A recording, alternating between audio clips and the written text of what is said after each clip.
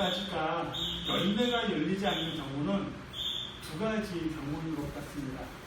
나무 자체가 병이 들었거나 아니면 나무 가지에 병이 들었을 때, 나무가 병들지 않았고 나무까지도 병들지 않았다면 가지에는 당연히 열매가 열리는 겁니다. 예수님께서 나는 포도나무요 너희는 가지라 하셨습니다. 포도나무 대신은 우리 주님께서 병이 든다. 이것은 있을 수 없는 일입니다. 그분은 창조주 하나님이십니다. 그렇다면 창조주 하나님 되시는 우리 예수님께 우리가 정상적으로만 붙어 있다면 우리 삶에는 당연히 열매가 맺게 되어 있습니다. 그래서 우리 주님께서 너희는 내 안에 거하라. 그리하면 너희 삶에 열매를 맺게 된다고 하시는 겁니다. 열매라는 말을 축복이라고 하는 말로 바꿔도 됩니다. 그러면 너희는 내 안에 거하라. 그리하면 너희 삶에 열매가 열린다는 이 말은 이렇게 바꿀 수 있습니다. 내 안에 거하라. 그리하면 너희 삶이 축복을 받게 된다는 말이에요. 여기서 우리가 하나 알아야 할 것은 예수님이 우리에게 주고자 하는 축복과 우리가 예수님께 받고자 하는 축복이 같은 것도 있지만 다른 것도 있다는 겁니다. 우리가 예수님께 받고 싶은 축복은 거의 대부분이 이 세상에 속한 것들이고 우리 몸을 위한 것들입니다. 뭐 예를 들면 월급이 올라가고 집값이 올라가고 땅값이 올라가고 자녀들이 좋은 직장에 취업을 하고 이런 것들. 아마 우리가 예수님께 받고 싶은 축복 중에 가장 받고 싶은 축복은 돈벼락만한 축복이 아닐까 싶습니다. 그러면 예수님이 우리 주님께서 우리에게 주고 싶은 축복은 무엇일까요? 너무나 많지만 저는 크게 세 가지로 나누어 보고 싶습니다. 첫 번째가 생명이라고 하는 축복입니다. 요한복음 3장 17절 말씀 보세요. 하나님이 그 아들을 세상에 보내신 것은 세상을 심판하려 하심이 아니요 그로 말미암아 세상이 구원을 받게 하려 하십니다. 아무리 돈이 많아도 생명이 없는 사람에게는 돈은 아무 의미 없는 겁니다. 우리 공수보라는 말이 있습니다. 이 세상 올 때 빈손으로 왔다가 빈손으로 간다는 겁니다. 돈 때문에 생명을 잃어버리는 사람, 성경에서는 어리석은 사람이라고 합니다.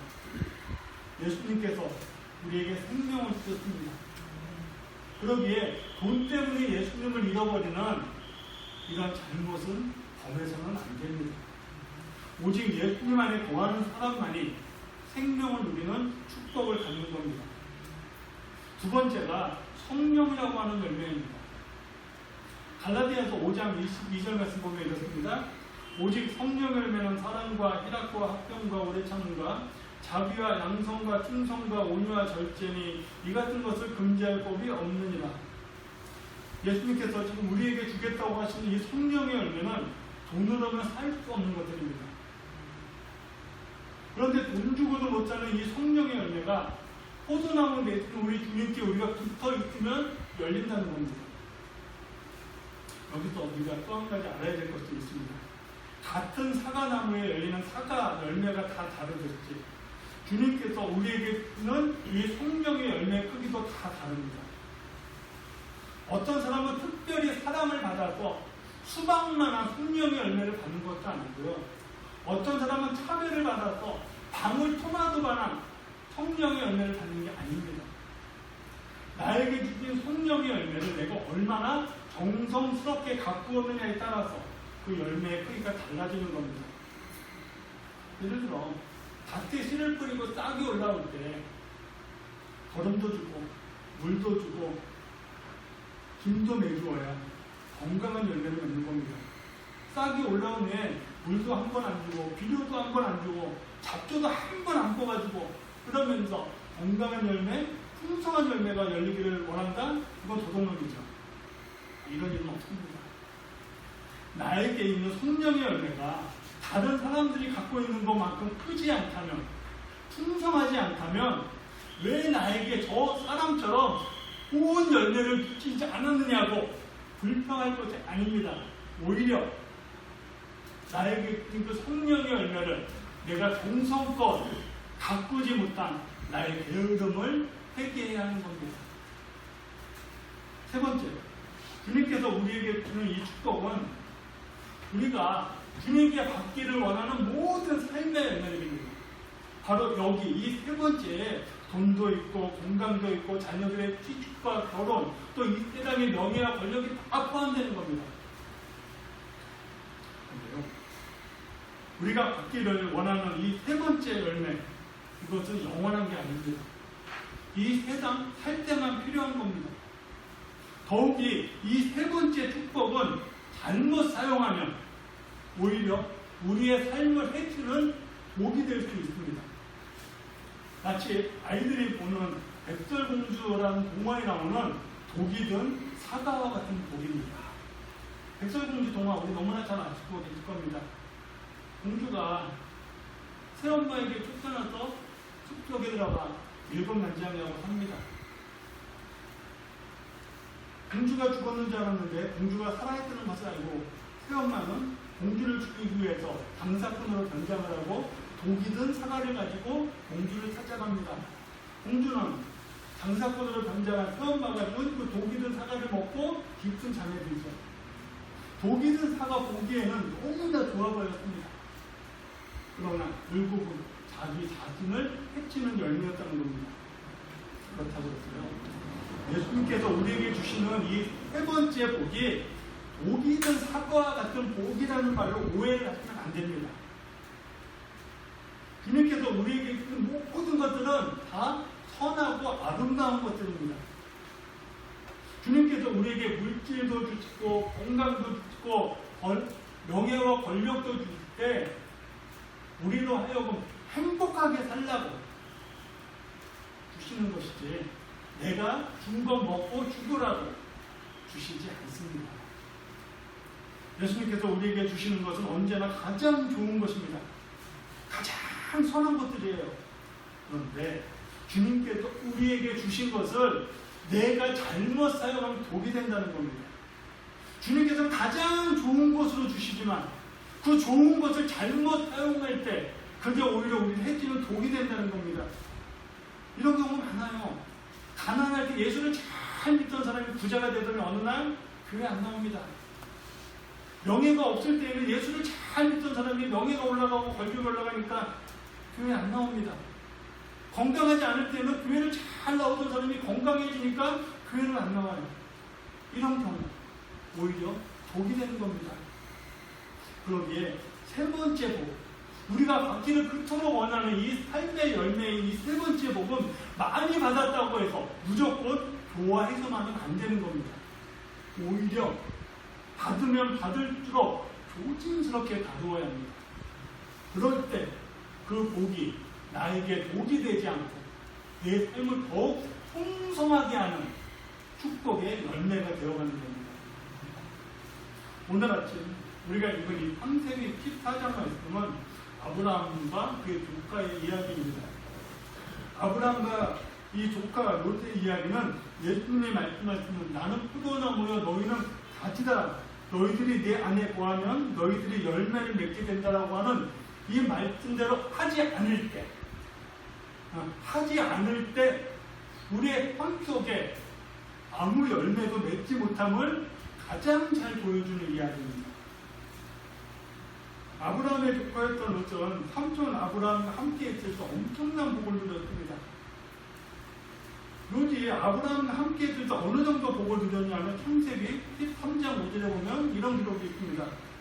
아브라함에게는 롯도 양과 소와 장막이 있으므로 그 땅에 그들이 공부하기에 넉넉하지 못하였으니 이는 그들의 소유가 많아서 공부할 수 없었습니다. 그들의 소유가 많아졌답니다. 소유가 너무 많아졌다. 그가 함께 있기에 불편해졌답니다. 아브라함은 롯에게 일을 시킨 후에 그에 합당한 임금을 늘 다 주었습니다. 그래서 그 결과 롯도 아브라함 못지않게 부자가 되었습니다. 그런데 롯이 부자가 된 후에 아브라함과 함께 있기를 거부하고 아브라함으로부터 독립을 합니다. 이때부터 롯의 인생에 고난이 시작되는 것을 볼 수 있습니다. 롯이 독립을 하며 가장 먼저 겪었던 첫 번째 고난은 싸움에 휘말리는 겁니다. 사람이 이 세상 살면서 어쨌든 평안한 삶을 살려면 크고 작은 싸움에 휘말리지 않아야 합니다. 그런데 롯은 아브라함으로부터 독립을 한 후에 겪었던 첫 번째 싸움에 휘말렸습니다. 아브라함이 살던 때 중동 지역에는 크게 9개 나라가 있었다고 합니다. 이 9나라가 4나라, 5나라로 갈라져서 전쟁이 일어납니다. 자, 창세기 14장 1절에서 보세요. 당시에 흰나라 왕 아므라벨과 엘라사르 왕 아리옥과 엘람 왕 그돌라오멜과 보임 왕 드날이 소돔 왕 베라와 고모라 왕 비르사와 아두마 왕 시납과 스보임 왕 세베벨과 벨라 왕 곧 소알 왕과 싸우니라. 제가 지금 여기 9개 나라 중에 2절에 소돔에 빨간 글씨를 해놓았습니다. 왜 소돔에 빨간 글씨를 해놓았을까요? 우리 눈치가 빠르신 분들은 아실 겁니다.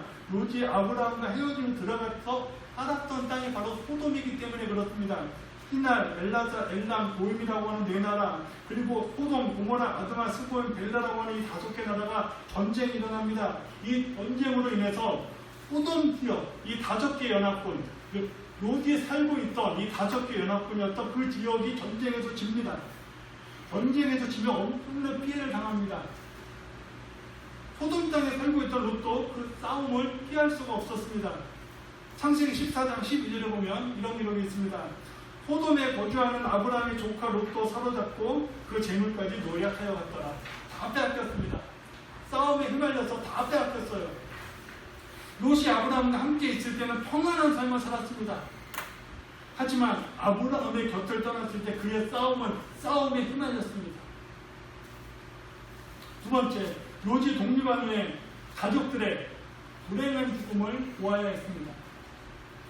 롯이 전쟁에 휘말리긴 했지만 아브라함의 도움으로 빼앗겼던 재산을 다 찾아올 수 있었습니다. 이때 롯은 소돔 땅을 떠나서 삼촌 아브라함에게로 가야 했어요.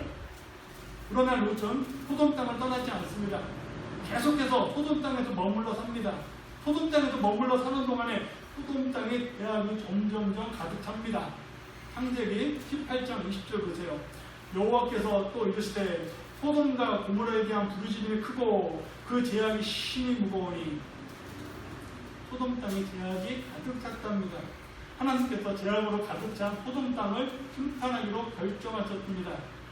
그런데 소돔 땅에 살고 있던 롯과 그의 가족들만큼은 구원하여 주기로 마음을 먹으셨습니다.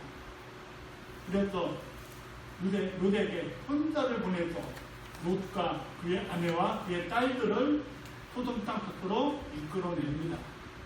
그런데 이때 하나님의 말씀을 농담으로 듣던 사위 2명은 하나님의 내리신 불에 타 죽고 절대로 뒤를 돌아보지 말라고 해서 하나님의 말씀에 불순종했던 그의 아내는 소금 기둥이 되어버립니다.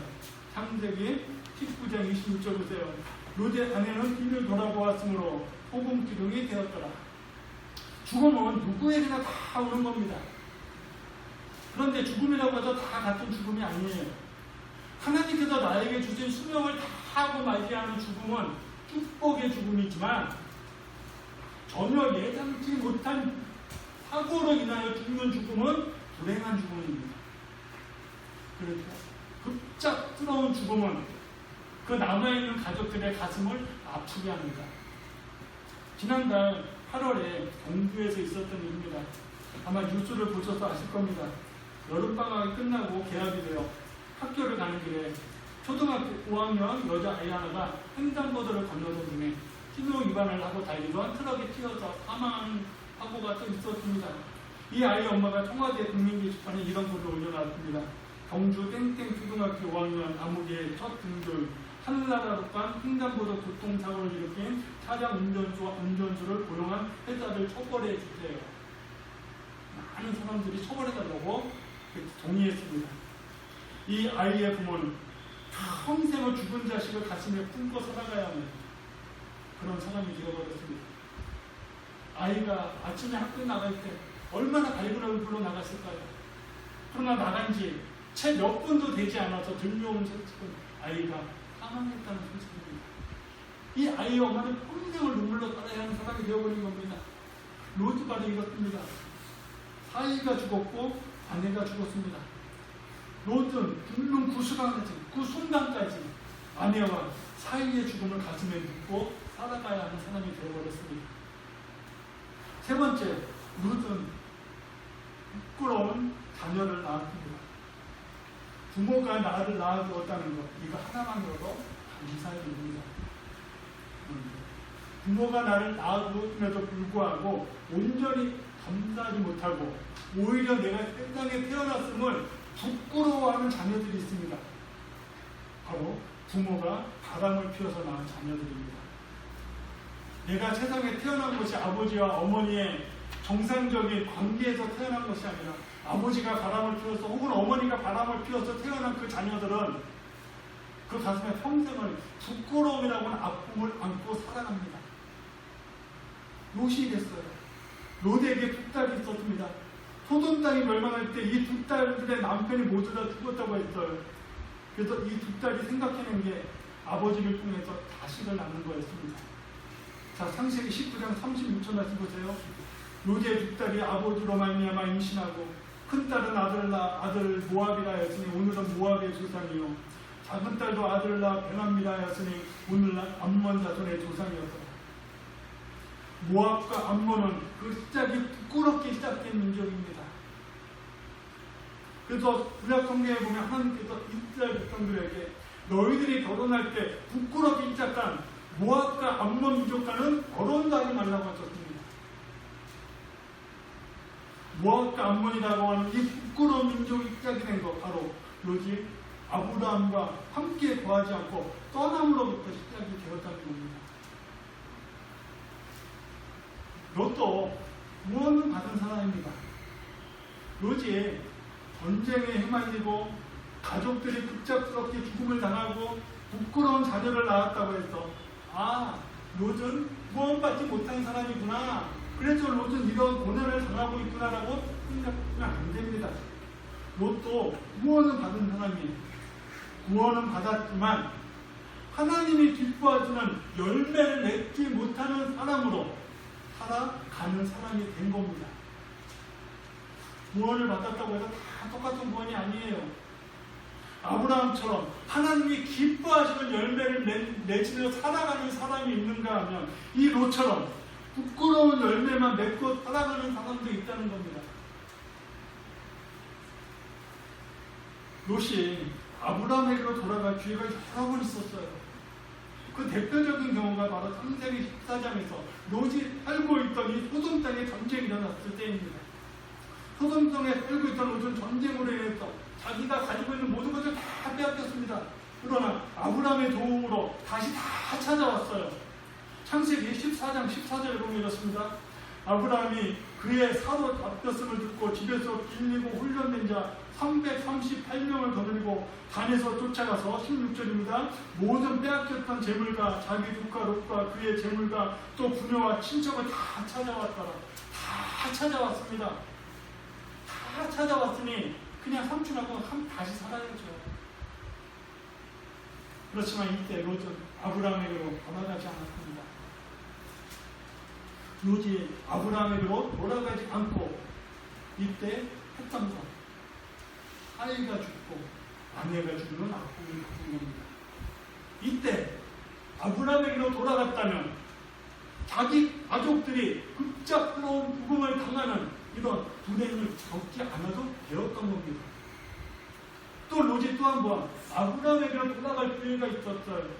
바로 하나님께서 소돔 땅을 불로 심판하실 때입니다. 이때라도 롯은 아브라함에게로 돌아가야 했습니다. 그러나 롯은 아브라함에게로 가지 않고 엉뚱한 소알이라는 곳으로 갑니다. 그리고 그곳에서 큰딸과 작은딸을 통해서 모압과 암몬이라고 하는 부끄러운 자녀를 만들어 놓았습니다.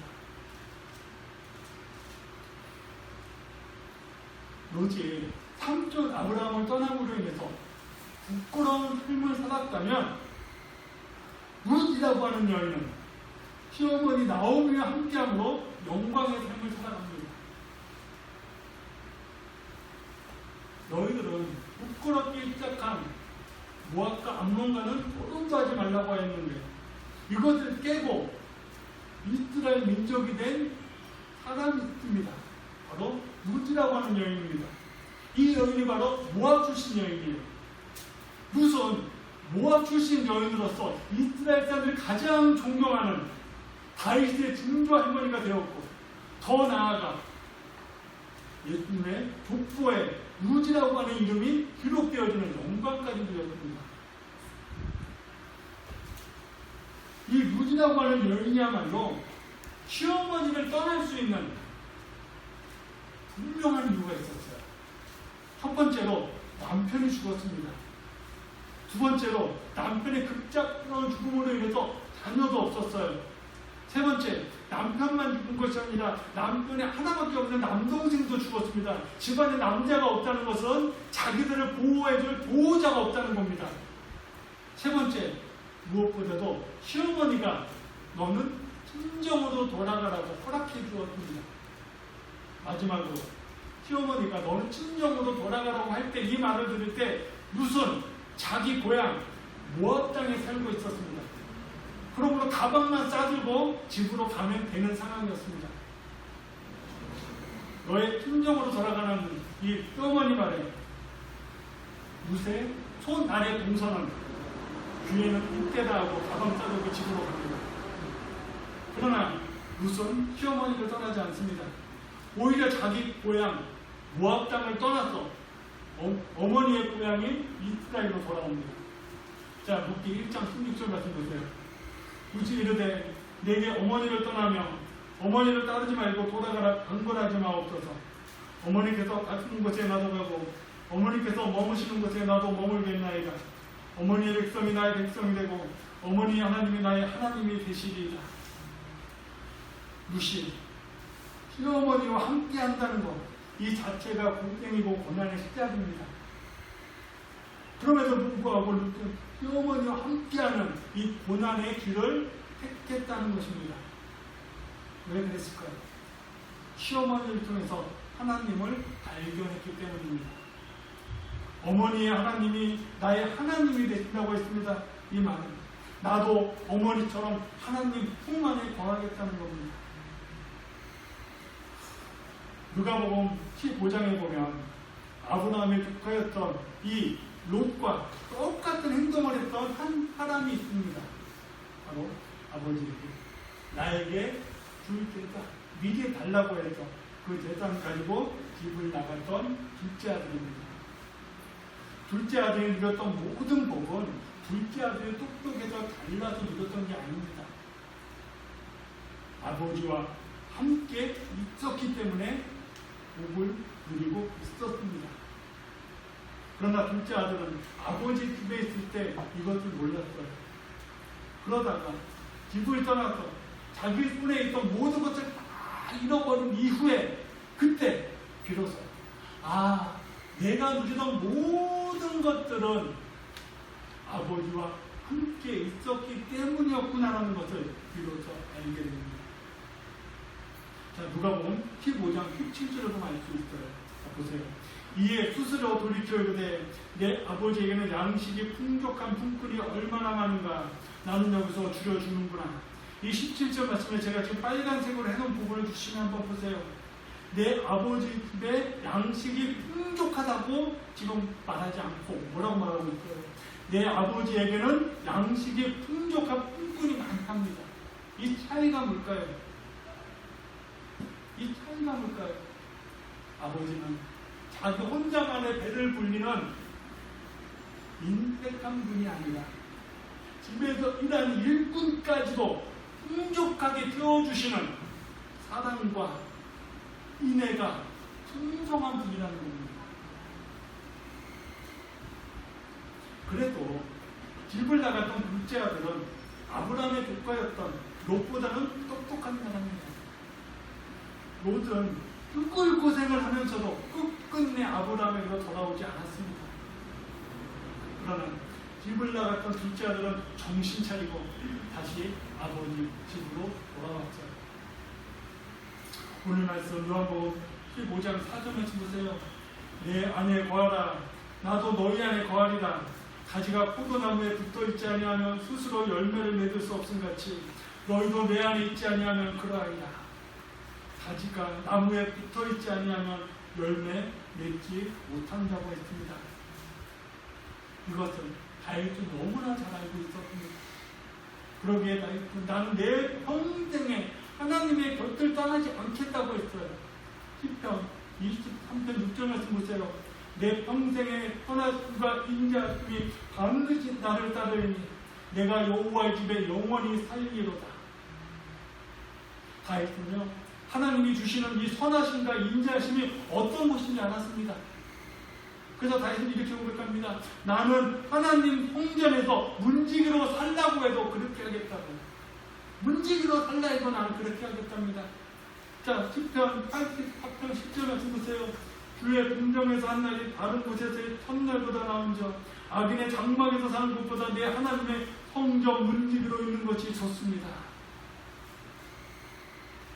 우리 주변에 보면 교회를 다니다가 지금은 교회를 다니지 않는 많은 사람들이 있습니다. 그 사람들이 교회를 떠나며 자기들 나름대로 다 이유가 있습니다. 그 중에 하나가 바로 예수님께서 우리에게 주겠다는 복과 내가 예수님께 받고자 하는 이 복이 같은 것도 있고 다른 것도 있다는 것을 제대로 이해를 하지 못하고 있기 때문입니다. 내가 받고자 하는 복, 내가 원하는 만큼 다 갖는다면 그 누구도 우리 주는 곁을 떠나지 않을 겁니다. 내가 받고자 하는 복, 내가 원하는 만큼 채워주지 않는다고 하는 이 불평 때문에 우리는 주는 곁을 떠나는 겁니다. 분명한데 다시 말씀드립니다. 예수님께서 우리에게 주고자 하는 복과 내가 예수님께 받고자 하는 복이 같은 것도 있지만 다른 것도 있습니다. 예수님께서 예수님과 함께 동행하는 삶을 살아가는 것. 그래서 내 안에 사랑과 희락과 화평과 인내와 자비와 양성과 충성과 온유와 절제라고 하는 성령의 열매를 맺는 것. 이 세상에 끌려다니는 사람이 아니라 이 세상을 끌고 가는 삶을 살아가는 사람이 되는 것. 무엇보다도 십자가에 피 흘리면서까지 우리에게 주신 그 생명을 누리는 것. 이것은 예수님께서 우리에게 주고자 하는 복 중의 복입니다. 이 축복을 누리는 것. 가지가 나무에 붙어있듯이 우리가 예수님 품 안에 거할 때 우리에게 주어지는 것입니다. 우리 주님 품 안에 힘써 거하시길 늘 사모하시길 주님으로 축복합니다.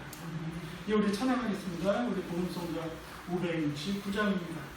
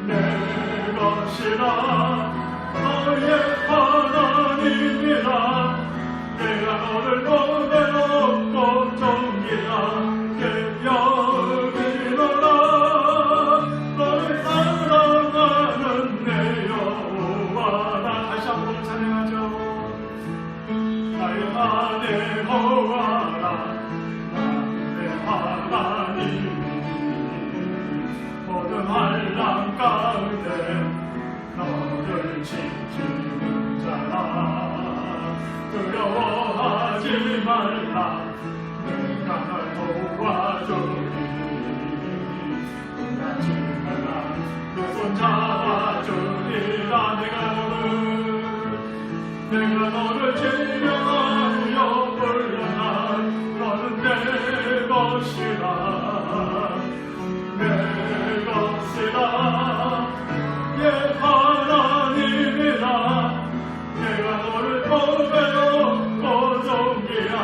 여기